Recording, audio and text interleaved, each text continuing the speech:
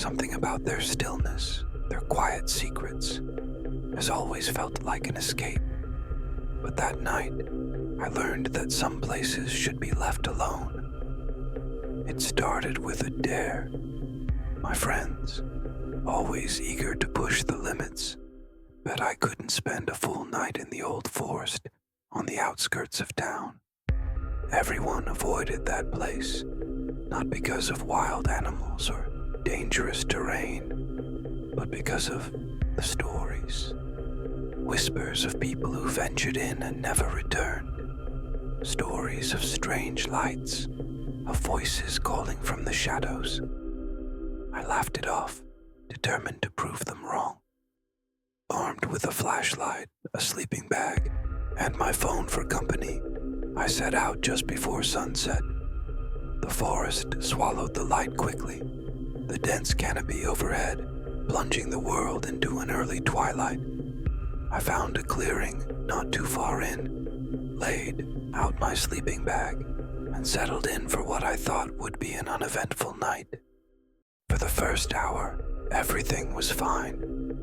The usual sounds of the forest surrounded me. Crickets chirping, leaves rustling in the wind, the distant hoot of an owl. But then, just as the last rays of sunlight disappeared, the silence came. It wasn't gradual. It was as if someone had flipped a switch. The crickets stopped. The wind stilled. Even the distant owl went quiet. I turned on my flashlight, its beam cutting through the sudden darkness. The trees seemed closer now, their twisted branches reaching toward me like skeletal fingers. I shook my head, chastising myself for letting my imagination get the better of me. And then I heard it, a soft humming, melodic and strange, coming from deeper in the woods. It wasn't a bird or an animal. It was human, or at least it sounded human. "Hello," I called out, my voice trembling despite my efforts to sound brave. The humming stopped. The silence that followed was heavier than before, pressing down on me like a physical weight. I told myself it was nothing, probably just the wind. But as I turned back toward my sleeping bag, the flashlight's beam caught something on the edge of the clearing. A figure. It stood perfectly still, just outside the reach of the light. I couldn't make out its features, but it was tall, impossibly so, with elongated limbs that seemed to stretch unnaturally. My breath caught in my throat. "Who's there?" I demanded, my voice cracking. The figure didn't move, didn't answer. It just stood there, watching. I backed away, the flashlight trembling in my hand. As I did, the figure tilted its head, as if curious. And then it stepped forward, slowly, deliberately. I ran. I didn't care where I was going. I just needed to get away. The trees blurred past me as I sprinted through the darkness, the beam of my flashlight bouncing wildly. I could hear it behind me, its footsteps unnaturally light but relentless, always just out of sight.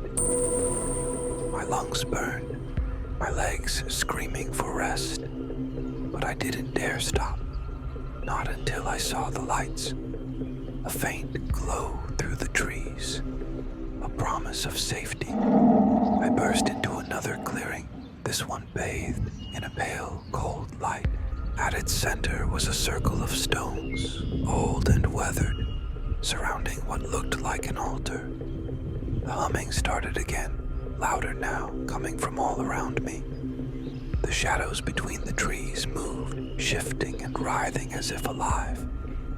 And then I saw them, dozens of figures identical to the one I'd seen before, emerging from the darkness.